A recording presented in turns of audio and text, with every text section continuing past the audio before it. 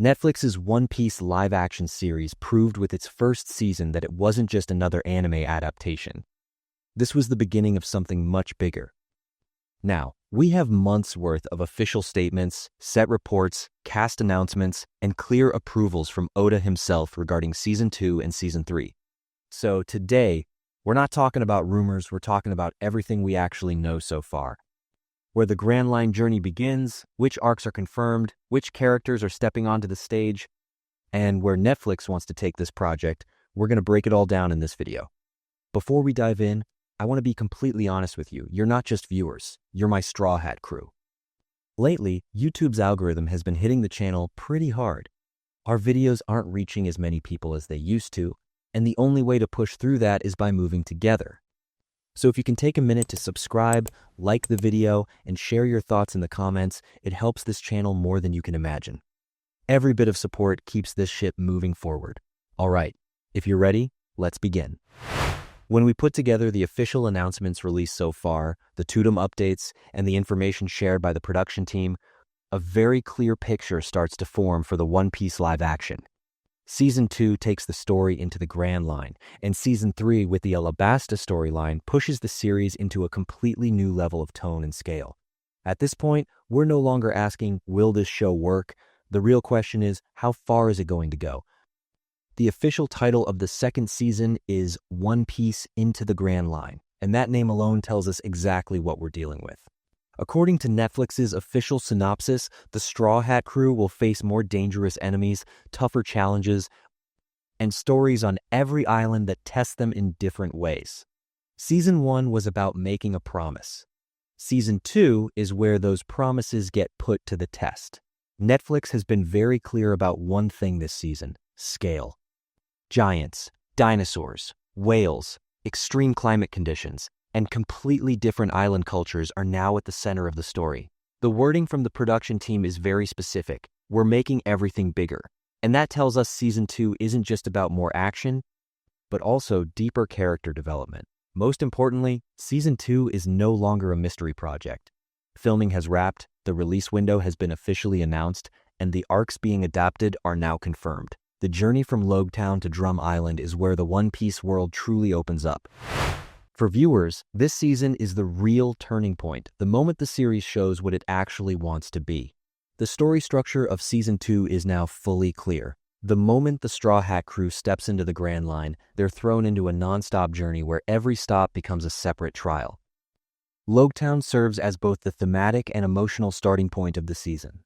As the city where Gold Roger was executed, it's not just another location, it's a symbolic threshold that reminds us what the pirate era truly means. Netflix's focus on atmosphere here is the first sign that Season 2 will carry a much more serious tone than Season 1. After Logtown, the story moves to Reverse Mountain and the Twin Capes. This is the gateway to the Grand Line and home to some of the most visually ambitious scenes in the entire season. A mountain where currents flow upward for the first time makes it crystal clear that the One Piece world doesn't follow normal logic. And with Laboon entering the story, one of the season's emotional threads begins right here. Laboon isn't just a giant whale, he's the embodiment of loss, loyalty, and waiting. Netflix clearly positions this character as an emotional anchor, showing that Season 2 isn't only about adventure. Crocus's presence adds a calm but deeply reflective tone, serving as the crew's first true guide in the Grand Line. This is one of those moments where viewers will truly start to feel connected to this world. When we reach Whiskey Peak, the tone shifts completely. At first glance, it looks like a fun, welcoming island that embraces pirates with open arms. But it quickly proves that things aren't always what they seem. Netflix didn't describe this place as pirate-friendly by accident. Whiskey Peak delivers one of Season 2's first major twists and shows how vulnerable the Straw Hats can be if they aren't united. Little Garden is where the idea of scale truly explodes. Dinosaurs, an active volcano, and a duel between giants that has lasted for centuries. This island exists to prove just how wild the One Piece world can be in live-action form. Bringing Dory and Broggy into the story shows that Season 2 isn't just focused on the main cast, but also on powerful themes carried by side characters. The emotional core of Season 2 is without question Drum Island. Locked in endless winter, this island represents one of the harshest environments in the Grand Line. Netflix's approach here is very deliberate. Drum Island is portrayed as dark, bleak, and almost gothic. The production team even described it as Winterfell-like, and that comparison fits. This isn't just another stop. It's a place that forces characters to confront themselves. Drum Island's importance multiplies with the introduction of Tony Chopper. Chopper isn't just one of the most beloved characters in One Piece, he's the emotional backbone of this season. Netflix treats him not as a cute sidekick, but as a traumatized, rejected character searching for belonging. That choice alone pushes Season 2 into much deeper territory. This is where Dr. Kureha and Dr. Hiriluk come into play. These characters don't just define Chopper's past, they represent the human heart of One Piece. Themes like illness, death, hope, and sacrifice are explored far more directly through Drum Island. Matt Owens specifically emphasizing that Dr. Kureha will be a major presence this season shows just how central this arc really is. Chopper's live-action adaptation is both a huge risk and a massive opportunity. Designed as a performance-driven character using facial capture and strong voice acting, Chopper pushes the technical limits of the show. Eiichiro Oda personally approving this design is the clearest possible signal that Netflix is taking this character extremely seriously. When all of these elements come together, Drum Island becomes more than just the final destination of Season 2, it becomes the point where the show's identity truly transforms.